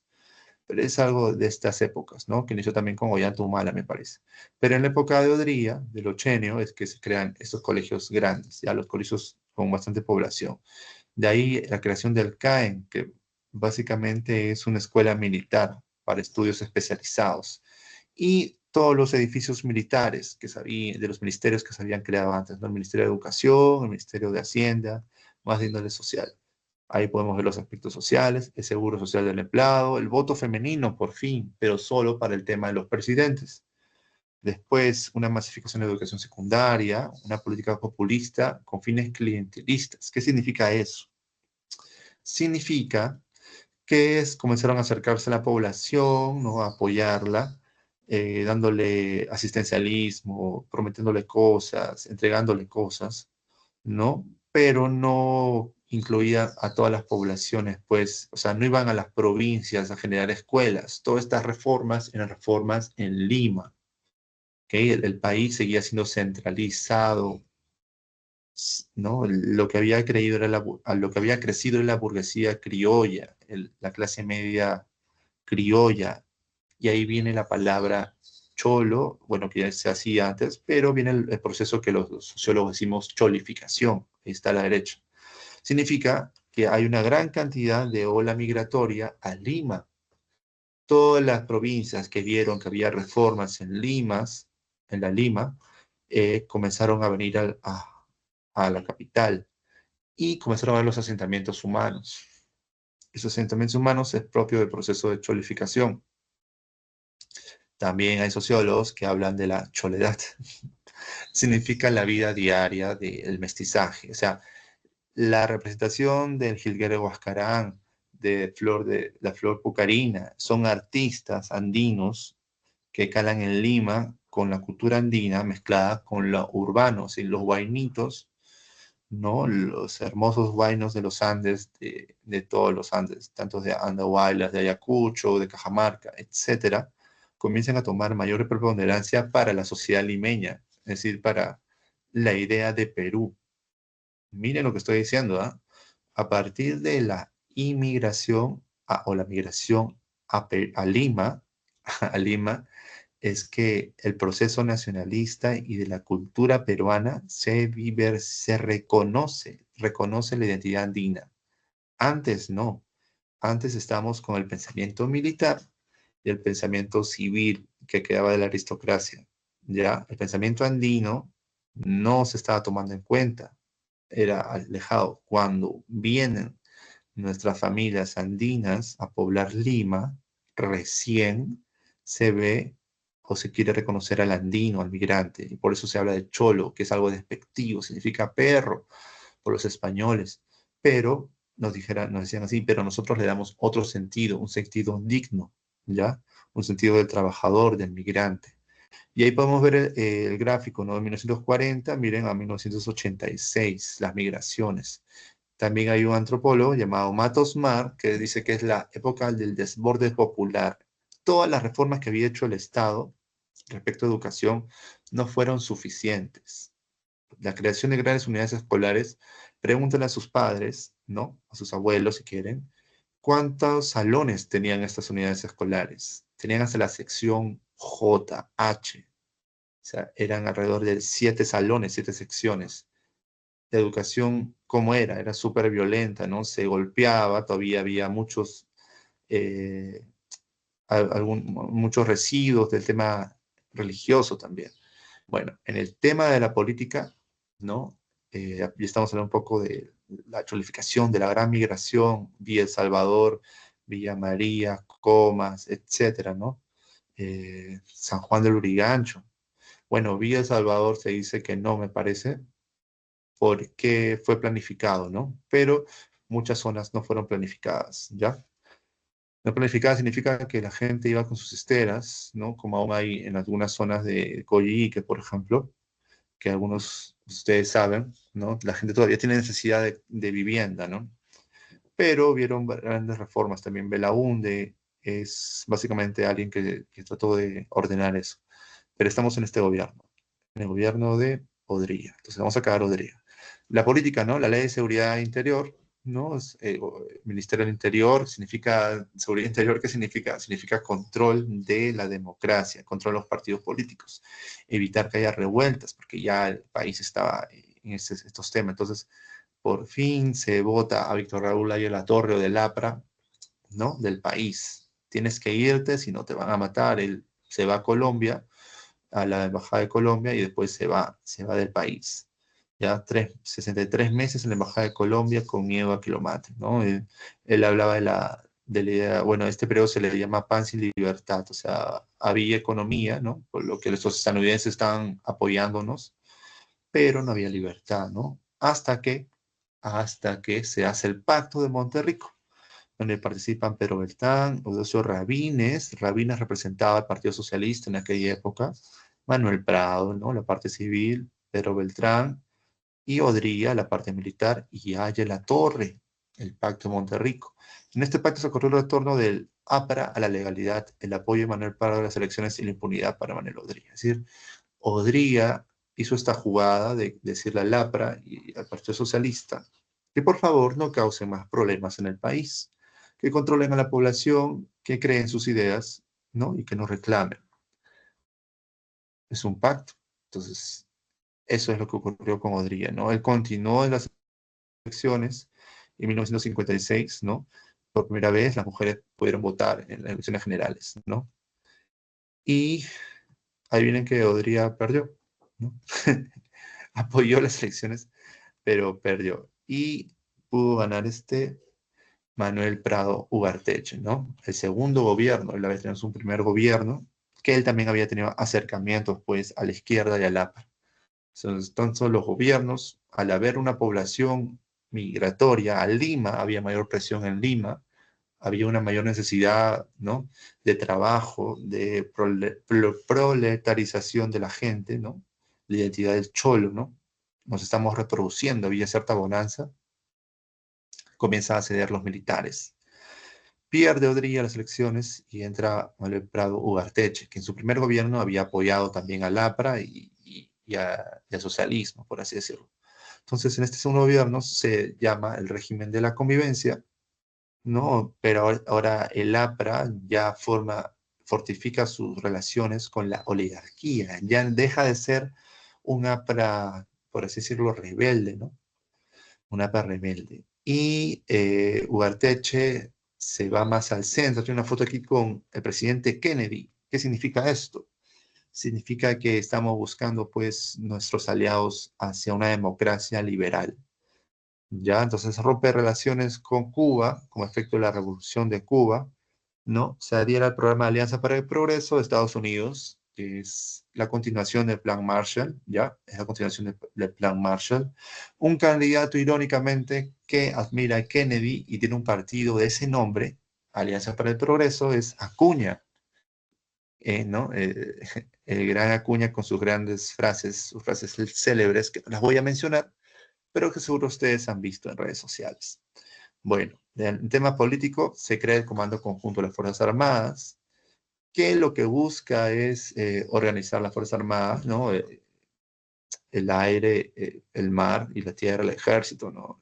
La Fuerza Naval y la aérea. Pero también, ¿por qué se crea el conjunto de las Fuerzas Armadas, chicos? Porque ya trataban de darle a derechos sociales, por así decirlo, reconocer la importancia de las Fuerzas Armadas en el Estado, ¿no? No se había reconocido más que por la fuerza. Entonces, las Fuerzas Armadas comienzan a tener derecho también a la educación, derecho a la salud, derecho a la vivienda. Las Fuerzas Armadas, la policía, el ejército, todos ellos tienen sus propias residencias donde pueden vivir, ¿ya? Entonces se les reconoce todo eso y se hace una coordinación. Entonces, ya las Fuerzas Armadas que habían tomado el poder antes fueron beneficiadas por esto, ¿no? De ahí se crean nuevos partidos políticos. Partido político Acción Popular y el Partido Político Demócrata Cristiano, que es el partido de una tal Lourdes, una tal Lourdes Arauz, ¿no? Bueno, es que pierde, ya, eso es otro tema. El PPC, mejor dicho, pero es otro tema. Pero a lo que va es que Acción Popular y el Partido Demócrata Cristiano son partidos más de centro-derecha, muy parecido a lo que el APRA se estaba convirtiendo, ¿ya? Pero el APRA aún tenía ciertas facciones populares, ¿no? O sea, no tanto de derecha, sino populares, ligadas al pueblo, significa la palabra popular, y también facciones rebeldes. El APRA se divide. No lo vamos a ver hoy, creo, por el tiempo, pero el APRA se divide en algo que se va a llamar APRA rebelde. Y este APRA rebelde se va a convertir en el MRTA, ¿ya? Que es muy revolucionario Tupac Amaru, que hace el tema en la época de Fujimori, ¿no? Toma la embajada de Japón. Ese es el APRA rebelde, de un tal Uceda, ¿ya? También en el gobierno de Ugarteche están las reformas económicas, se promueve la industria, el modelo liberal de Pedro Beltrán, el boom pesquero, el boom azucarero, ¿no? Otra vez la pesca, otra vez, no, sobre todo, otra vez el azúcar, ¿no? ¿Se acuerdan de la época por el bloqueo cubano, ¿no? Por la guerra de Estados Unidos también, en el siglo XVIII tuvimos un boom de azúcar. Después Chimbote se vuelve el epicentro del boom, Chimbote, Trujillo, zonas apristas. ¿Qué más? Hugo Blanco aparece como líder sindical, ¿no? Lideró las tomas de tierras en el Valle de la Convención. Hubo en esta época las movilizaciones campesinas, o sea, hubo mayor apertura, ¿no? Porque ya el pueblo estaba viniendo a Lima, había un proceso de chulificación, pero también hubo más protestas de los campesinos. ¿Por qué? Porque veían que el país estaba mejorando y también querían ser incluidos en la democracia. Después de esto, ¿no? Miren, irónico, después de el comando conjunto de reconocerle ciertos derechos, es que los militares vuelven a tomar el poder, insisten, ¿no? Por más que hubo un pacto con Odrí, etc. ¿Por qué? Porque hubieron elecciones. En las elecciones hubo un empate, un triple empate se dice, entre Aya, Odría y Belaúnde. Ya veo que no vamos a alcanzar el tiempo para los videos, me parece. Bueno, ya. Hubo un empate entre Aya, Odría y Belaúnde. Como ninguno de los tres alcanzó los votos, y hubo un pacto entre Lapra y Odría, ¿no? O sea, Aya y Odría. Belaúnde se quedó aislado. El comando conjunto vio esto como algo peligroso, porque había un pensamiento aún de resentimiento al Lapra. ¿Por qué? Por lo que había hecho el Lapra con los militares. Acuérdense que el Lapra había tomado cuarteles militares, ¿no? Entonces, Odría ya estaba en superación de eso, pero los militares no. Entonces, de esta junta militar aparece Ricardo Pérez Godoy y Nicolás Lindey, ¿ya? Ambos representantes de diferentes fuerzas. El objetivo era un régimen previsorio, todo para que no gane el APRA, ni tampoco Odría, porque ya se había unido al APRA, ¿no? Entonces, ellos comienzan a hacer leyes, la base de la reforma agraria, que después lo va a radicalizar Velasco Alvarado, crea también el Instituto Nacional de Planificación, lo que es el INEI, o el ENEI, si ustedes quieren trabajar de voluntarios y conocer un poco el país, vean pues las convocatorias del INEI. Hay trabajo, chicos, ahí. Después, establecimiento de la cifra repartidora. ¿Qué significa esto? Significa que en las elecciones cada provincia tiene una cantidad de población, ¿no? El promedio de las poblaciones fuera de Lima son de 2 millones máximo, 2 millones y medio de población. Entonces, en las elecciones, el voto de esas 2 millones de personas tiene un porcentaje a nivel nacional, ¿no? Esto es la cifra repartidora. O sea, Lima, por la cantidad de población que tiene, pesa mucho más o pesa alrededor casi la mitad del país o de las elecciones se define en Lima. De eso sirve las cifras repartidoras. Son cuestiones estadísticas sobre cuánto vale el valor del voto según las regiones. Después se crea la Casa de la Cultura, ¿no? Para tratar de unificar los pensamientos y la identidad nacional. Por eso es la cultura, básicamente. Ya por fin se hace la detención de Hugo Blanco también por parte de la PIP, que es la Policía de Investigaciones. Hugo Blanco, que había participado en las tomas de la convención apoyando pues a los campesinos. Hugo Blanco, que es de pensamiento socialista trotskista, acuérdense la palabra trotskista. Y después de esto se abandonan las movilizaciones. ¿Por qué? Porque en esta época, con la reforma agraria, se mejoraron las condiciones de vida hasta cierto punto. Pero no fue suficiente para los socialistas ni para ciertos sectores apristas, ¿no? Otro socialista que vio necesario levantarse contra los militares, que a cada rato, como hemos visto, ¿no? Ya el tercer militarismo parece que todavía continúa, el 63 ya, imagínense, fue Javier Eraut, militante del ELN, que es el Ejército Liberal de Liberación Nacional. Hubieron muchos partidos políticos de izquierda que comenzaron a formar organizaciones armadas, ¿no? Siguiendo el ejemplo del APRA del siglo XX, inicios, y siguiendo el ejemplo de la Revolución Cubana, porque la Revolución Cubana es del 60, ¿no? Siguiendo el ejemplo de las revoluciones también pasadas, ¿no? De la Unión Soviética, de China, de Corea, etc. Entonces, los partidos socialistas dejan de lado un poco la cuestión sindical netamente y comienzan a formar estrategia de guerrillas. Pero estas guerrillas se le llaman foquistas.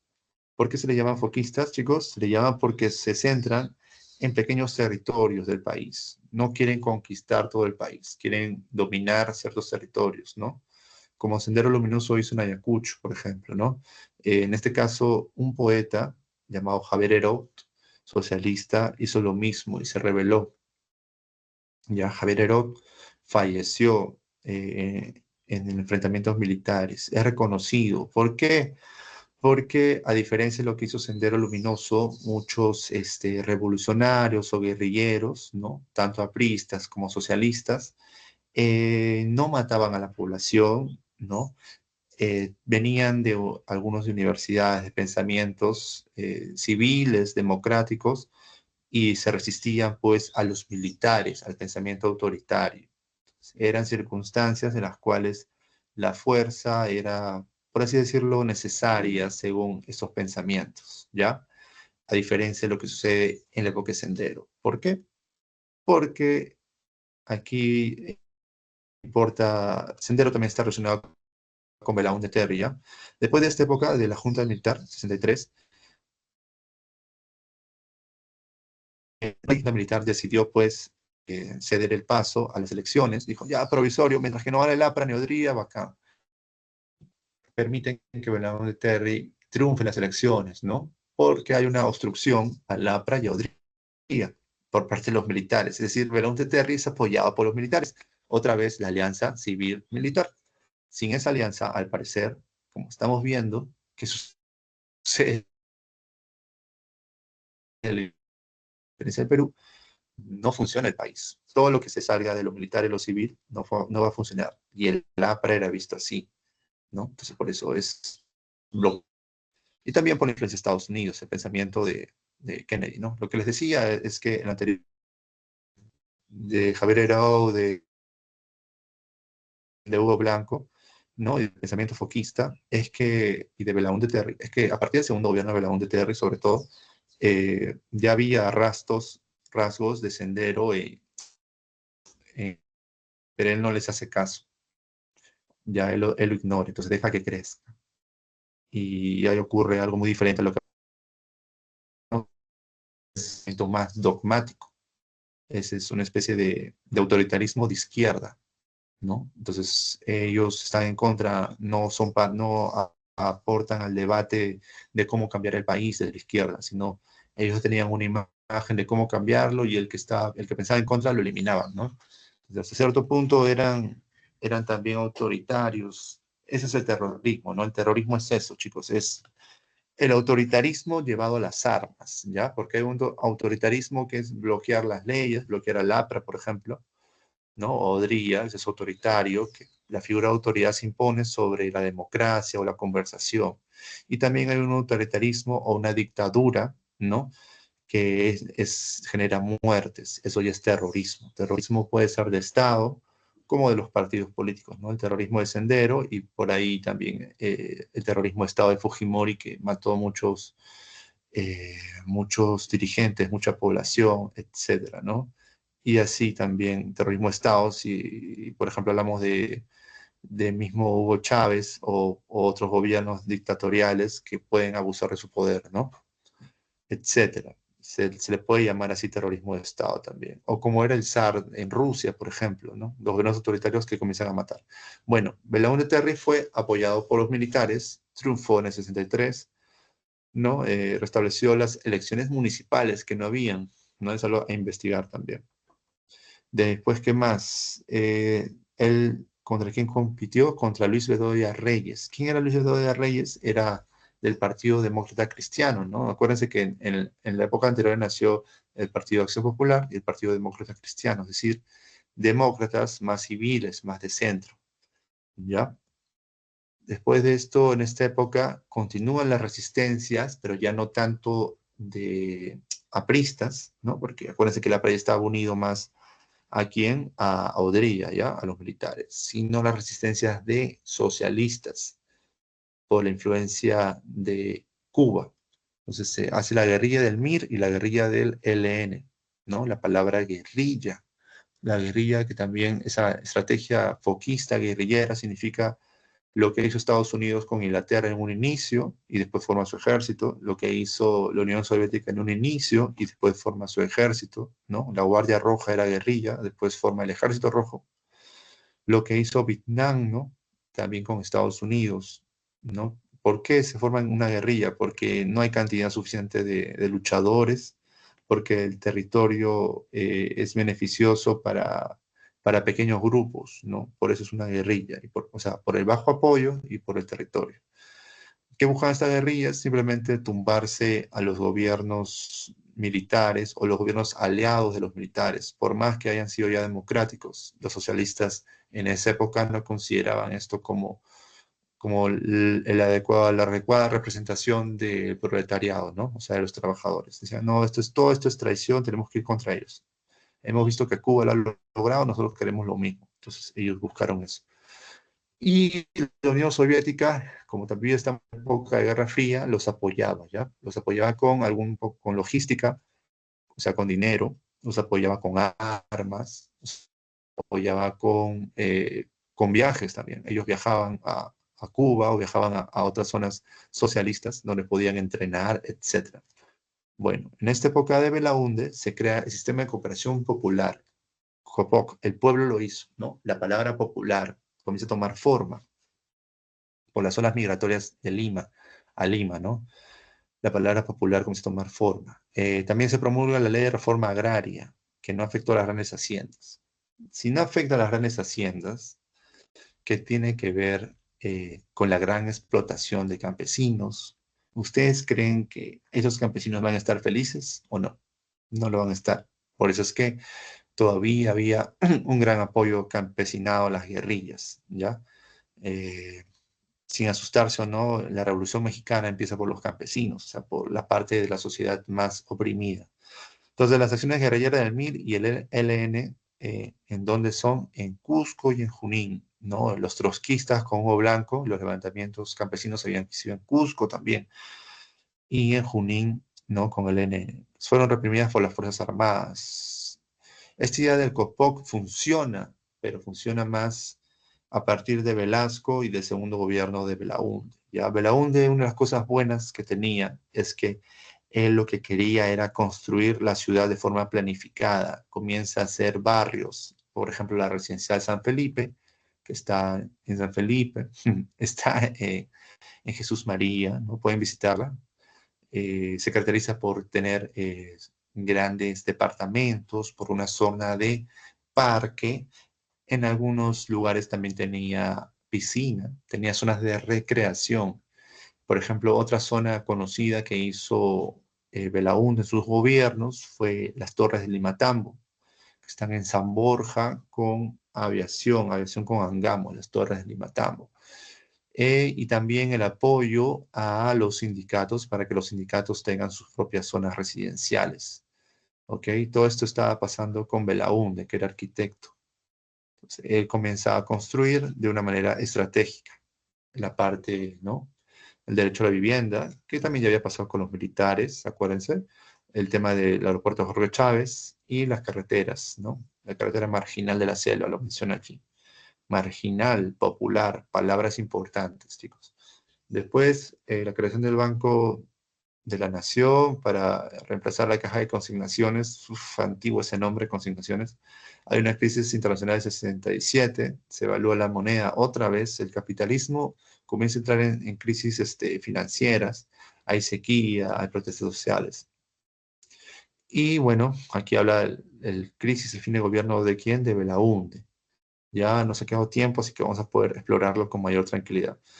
En el 68 se firma el Acta de Talara, ¿no? Con una empresa transnacional. Uy, una empresa transnacional, qué peligro. Acuérdense del Acta de Talara también, el tema de el laudo de París, la transferencia de los cimientos de Breña y Pariñas, del IPC a la peruana EPF, ¿no? Breña y Pariñas, eso es antiguo, es muy antiguo, es la época de los primeros gobiernos, ¿no? De 1900 hasta antes de este periodo, ¿no? Todo lo que era Breña y Pariña, que lo hemos visto incluso. Bueno, el acuerdo político presentó que el país quería nacionalizar. Esta nacionalización, ¿por qué era? Porque los militares estaban reclamando, pues, un rol protagónico y porque a nivel internacional la revolución cubana había movido la escena y todavía había bastante tensión en lo que significaba el exterior con el interior.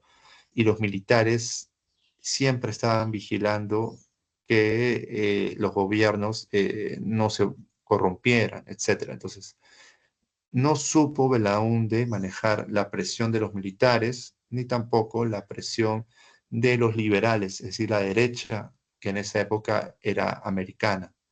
Entonces hubo un escándalo. Se firmó el tratado, ¿no? El tratado que significaba que nosotros volvíamos a retomar el tema del petróleo, nacionalizarlo, pero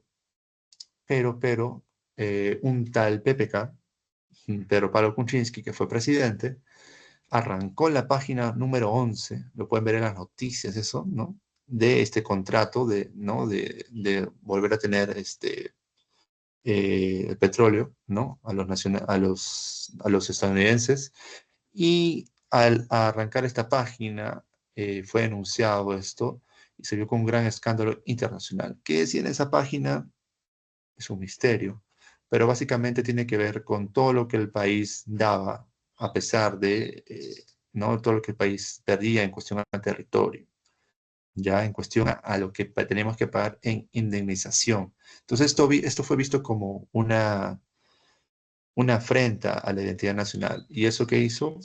Que los militares se vuelvan a rebelar, ¿ya? Y ahí empieza el golpe militar de Velasco Alvarado. Y Belaúnde se exilia en Argentina, o sea, se perdió la alianza que tenía con los militares, ¿no? Que dice, el 3 de octubre, en la madrugada, los tanques y camiones de asalto irrumpen en el Palacio de Honor, se captura el presidente, es trasladado al aeropuerto Jorge Chávez. Hasta cierto punto se le protege. Entonces, hasta ahí es el tema de hoy. Ahora vamos a repasar, ¿no? Hay que estar en el tiempo. Aquí está la biblioteca. Ahora vamos a ir a los cuadritos. Ya, a ver, un momento, quiero ver la biblioteca. El channel de la convivencia se movió. Ya. Vamos a ir al cuadro, a los cuadros para ir, los cuadros resúmenes, ¿ya? Entonces, resumiendo un poco, vamos a este cuadro de la diapositiva 4, chicos. Se los voy a pasar igual, ¿ya?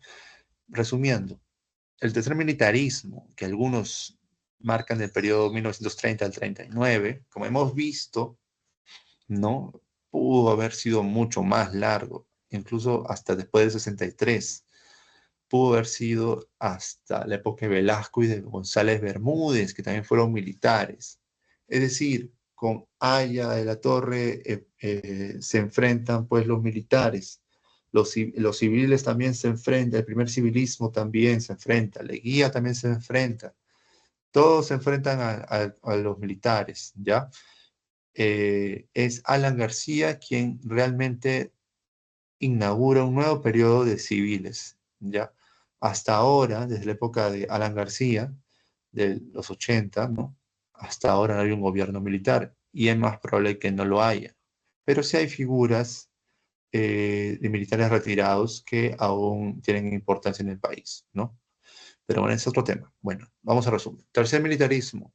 Líderes principales, Luis Sánchez Cerro, Óscar Benavides. Tipo de gobierno, dictadores militares.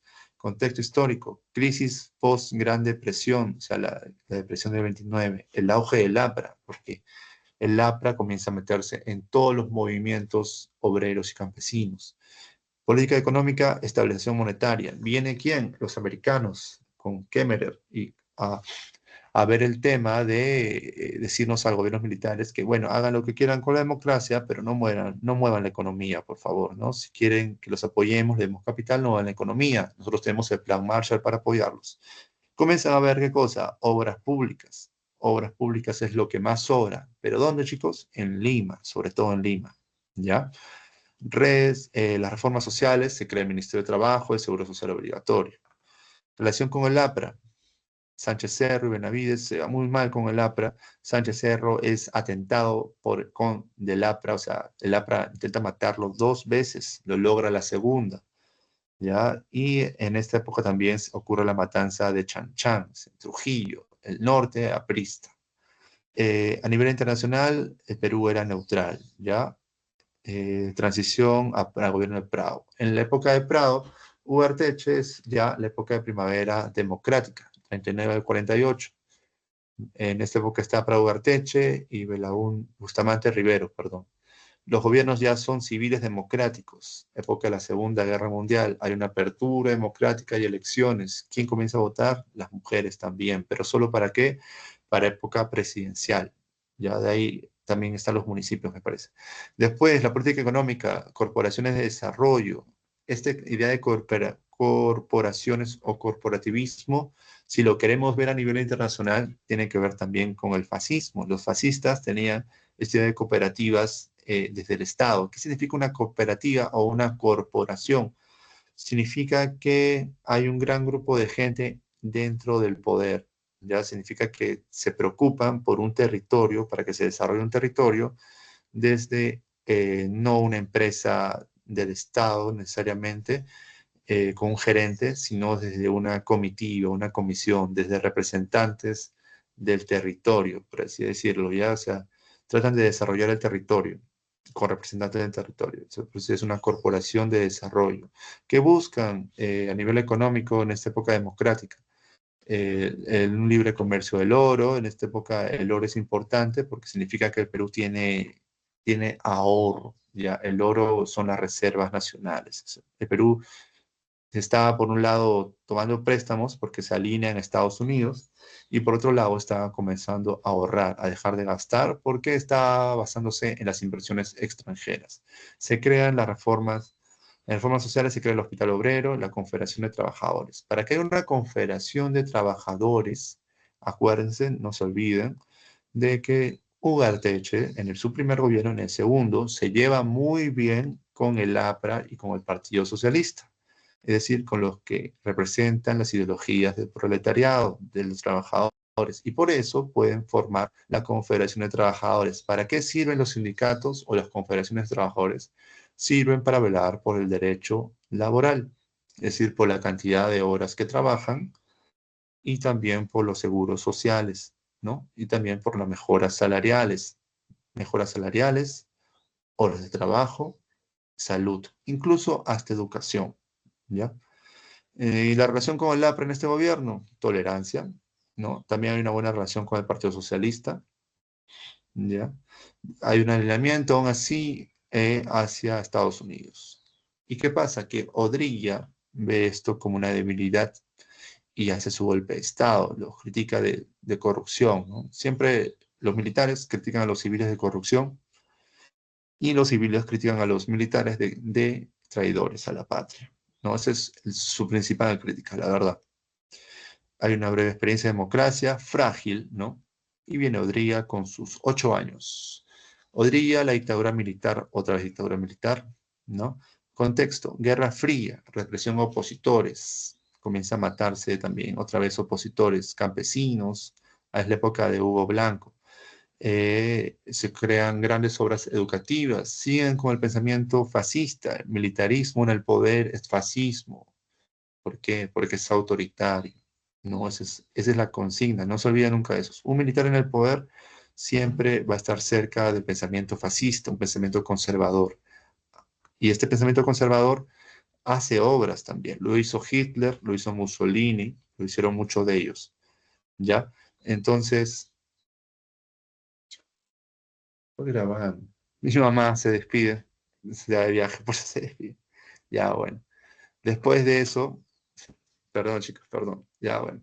Después de eso, en el diseño de Odría viene el tema de las reformas sociales con las grandes unidades vecinales, que es lo que estamos hablando de Residencial San Felipe, de las Torres de Limatambo, ya se cierra el Club Nacional. Después de esto, para finalizar, está la Junta Militar.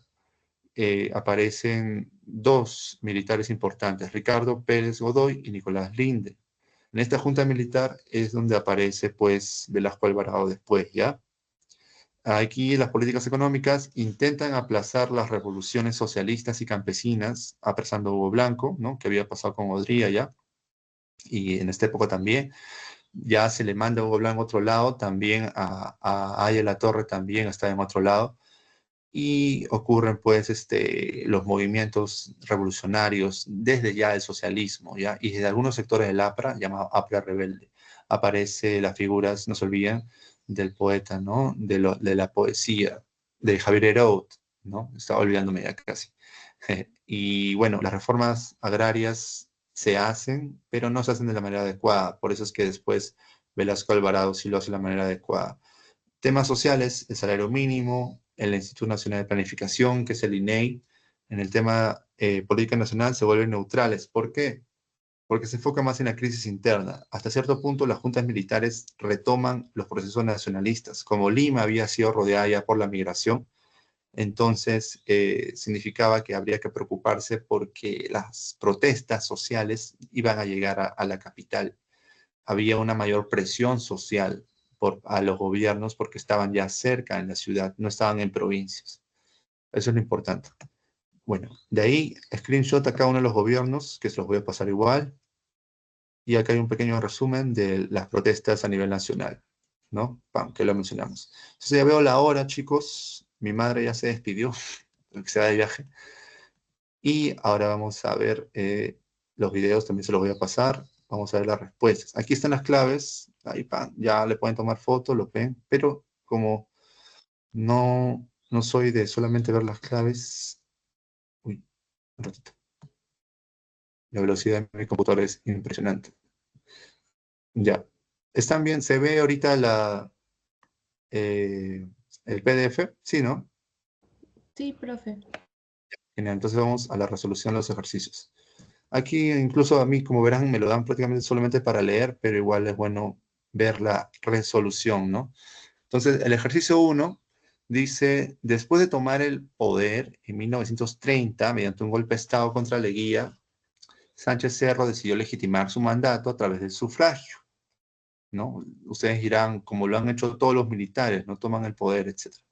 Sí, pero hubo una pequeña pausa, ¿no? Que lo vemos en el video de Ronnie Campos, de que él se une a las protestas, toma el poder y, entre comillas, renuncia al poder porque la población no veía con buenos ojos esto. Entonces, en ese renunciar al poder, él forma su partido político Unión Revolucionaria. Los militares en la actualidad no pueden formar partidos políticos, tienen que renunciar, ¿no?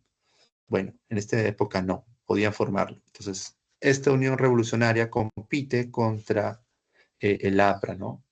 Y ahí vienen quién gana, ¿no? Bueno, Sánchez Cerro gana. Este partido tuvo apoyo ¿no? Este partido tuvo rechazo de grupos nacionales quienes decidieron, ya, se refiere a que el APRA era demasiado rebelde en esa época, era demasiado radical. Y todos apoyan a Sánchez Cerro, militar, ¿no? Siempre se va por lo seguro. La respuesta es la letra A, ¿no? ¿Por qué lo apoyan? Porque consideraban que era el único que podía mantener el orden social. Palabra clave de los gobiernos autoritarios en el Perú, mantener el orden social, es decir, la paz. Mantengamos la paz ¿para quién? Para los gobernantes, problemas sociales para todos los demás, ¿no? Entonces, era muy peligroso, ¿no? Es muy peligroso para los gobiernos que el pueblo se levante y quiera su cambio. Uy, se me va muy rápido esto. Ya, entonces, ese es el tema con nuestros países, con nuestro país. En el punto 2, dice, posterior a la muerte de Sánchez Cerro, el Congreso decidió nombrar al general, otra vez un general, Óscar Benavides como presidente, un general presidente, ¿no? El gobierno de Benavides emprendió una política estabilizadora, es decir, represión por todos lados, matar a apristas, en lo económico, en lo social, influenciado por el fascismo europeo, ¿no? Lo militar y el fascismo están ligados, pensamiento conservador, no un pensamiento progresista. Pensamiento progresista, no se olviden, democracia liberal, ¿no? Inglaterra. Pensamiento progresista, Estados Unidos. Pensamiento progresista, hasta la Unión Soviética era progresista. Sí. ¿Por qué? Porque buscaba el protagonismo de los trabajadores. Es un tipo de democracia también, ¿no? El fascismo europeo no es progresista, es conservador. El país y los militares, lamentablemente, van hacia ese lado, ¿no? Se caracterizó por proponer un Estado fuerte y represivo, ¿no? Lo que le estamos diciendo, muertes en los gobiernos. Nuestro gobierno también, lamentablemente, tiene alrededor de 50 muertos, chicos. Eso nos dice que es represivo también, ¿no? Es algo que tenerlo pendiente. Después, entre las obras más importantes de este gobierno podemos destacar: estableció el seguro social obrero de carácter obligatorio. ¿Verdadero o falso? No creo, ¿no? Porque es carácter obligatorio, seguro social obrero, falso. Inició la construcción de la carretera Panamericana y Central. Verdadero. ¿Ya? Uy, se me baja muy rápido. Verdadero. Aquí la respuesta, la letra C, ¿ya? Es, bueno, la obra más importante del gobierno podemos destacar. La C significa la primera, la segunda y la tercera. Estableció un seguro social obrero de carácter obligatorio, ¿no? Se dio. Después inició la construcción de las carreteras Panamericana y Central y construyó barrios para obreros. El fascismo también hace este tipo de cosas. Lo que hace el fascismo es tratar de ganarse a los obreros, pero les quita la oportunidad de llegar al poder, ¿no? Le dicen, tú quédate trabajando, nosotros nos encargamos de los gobiernos, ¿no? Dice, bajo el lema de orden, paz y trabajo, el trabajo es importante, Benavides asumió una política social muy activa. Dos razones que motivaron esa actitud. En primer lugar, la lucha sindical de la época anterior, o sea, los sindicatos estaban poderosos. En segundo lugar, el temor a que el APRA influya en el proletariado, o sea, que el proletariado se organice y forme algo más poderoso que el APRA o que busque la toma del poder. Hasta esa época el proletariado lo que buscaba, pues desde el pensamiento aprista, era más derechos sociales, ¿ya? Desde el pensamiento socialista, el proletariado hubiera buscado la revolución, es decir, llegar al gobierno, ¿no? Entonces, el gobierno se vio influenciado por el auge del fascismo, y el fascismo era un Estado fuerte y represivo que promovía el cooperativismo, es decir, que cedía ciertos derechos sociales, ¿no? Por eso es que establece seguro social obrero, etc. Lo único que no hizo es promulgar una ley para asignar un salario mínimo a los trabajadores. En el punto 3, ejercicio 3, esto ya es lo que vimos también en el video de Ronnie Campos, que es un resumen de las cuestiones limítrofes de Colombia y Ecuador, ¿no? Dice, en 1941 las tropas ecuatorianas invadieron el territorio peruano y ocuparon los puestos fronterizos de Aguas Verdes, El Palma y Lechugal, motivando a las tropas peruanas a trasladarse a la zona tras, ¿no? De la zona, a la zona tras, en la batalla de Zarumilla. En la respuesta, la guerra llegó a su final, una victoria peruana. Y en 1942 se firmó el Protocolo de Paz, Amistad y Límites de Río de Janeiro, en el cual Perú y Ecuador establecieron sus fronteras definitivas. Pero después ha habido guerra en la época de Fujimori. ¿Ya, chicos? Eso lo vamos a ver después. La respuesta es la letra E. Ya veo la hora, ya nos pasamos, así que vamos rápidamente al punto 4. Dice, durante el gobierno de Manuel Odría se impuso un régimen dictatorial y represivo. Siguió la represión, siguió el militarismo hasta cierto punto. Y comenzaron a atacar a los que consideran los opositores políticos. Indica verdadero o falso, ¿no? También una gran época, ¿no?, de apoyo asistencial a los migrantes asentados en la barriada de Lima. La migración inicia en esta época, pero no acaba. Continúa después en la época de Alan García también. Ahora ya no hay tanta migración, ahora la migración es más de extranjeros, de los hermanos venezolanos, colombianos también. Entonces nos dice cuáles son verdaderos o falsos, ¿no? Llegó al poder mediante elecciones democráticas venciendo a sus oponentes. Construyó las grandes unidades escolares. Sí, eso es verdadero, ¿no? Refugio aprista de Víctor Raúl en la torre de la Embajada de Colombia. Eso también creo que es verdadero. Creó el Seguro Social Obrero. Eso ya no lo habían creado otros. Entonces la respuesta es la letra A, ¿no? Solamente la del medio es verdadero. ¿Por qué? Y el Seguro Social fue del anterior gobierno, ¿no? Anterior a este gobierno. Y el poder mediante elecciones no fue así, ¿no? Fue un golpe de Estado. Entonces, vamos a la 5 y última. En el año 63, Nicolás Linder convocó elecciones, o sea, un militar convocando elecciones, imagínense, ¿no? El gobierno transitorio y provisional de los militares de la Junta Militar. Y como habían, pues, prohibido al APRA y a Odría, que era militar, pero se había unido al APRA, ganó de Belaunde, ¿no? Respecto a esto, dice, las grandes reformas, ¿no?, de Belaunde. En estas elecciones solo participó Belaunde y Democracia Cristiana, que es el partido de Bedoya, ¿no?, que es el partido de Bedoya. Ya bueno, la respuesta aquí es la letra C, ¿no? ¿Cuál fue el aspecto social? Solamente el aspecto social. El establecimiento de una reforma agraria y desarrollo de un sistema de cooperación popular. La cooperación popular sirvió para que se construyan residencias, sirvió para que en provincias la misma gente pueda construir con asesoría técnica del Estado. Este es el inicio de lo que Velasco después hace. Velasco incentiva la participación popular tanto para la reforma agraria como para la solución a problemas de vivienda en las comunidades campesinas. Pero en esta época Belaunde lo quiso hacer. Si se dan cuenta, ya teníamos influencia de Estados Unidos. Estados Unidos guía las políticas nacionales y en la actualidad las políticas internacionales se ven como metas internacionales para que el país mejore su calidad de vida, lo cual está muy bien, ¿no? Pero algunas seguimos en cierta dependencia económica en algunos aspectos, que eso se va a poder ver después. Entonces, aquí la respuesta es la letra D, el inicio de la reforma agraria, del desarrollo de la cooperación popular. Después lo vamos a ver cómo esto se incrementa con Velasco. Eso es para la próxima clase. Bueno, chicos, nos hemos pasado un poco la hora. Les voy a pasar igual la información de los PPT, los pequeños cuadritos, y la biblioteca donde salen toda la información de los videos, para que lo puedan ver cuando estén en su recreo, estén en tranquilidad en sus hogares. Eso es todo. Espero que tengan una bonita semana. Nos vamos, me voy por esta ocasión y muchas gracias por su tiempo. Así que hasta luego y disculpen los inconvenientes técnicos, a veces se nos pasan, pero es lo que sucede. Muchas gracias, chicos. Hasta luego. Hasta luego, profe. Gracias por la Chao, clase. profe, cuídese. Buenas Cuídense, noches. chicos. Chao, chao.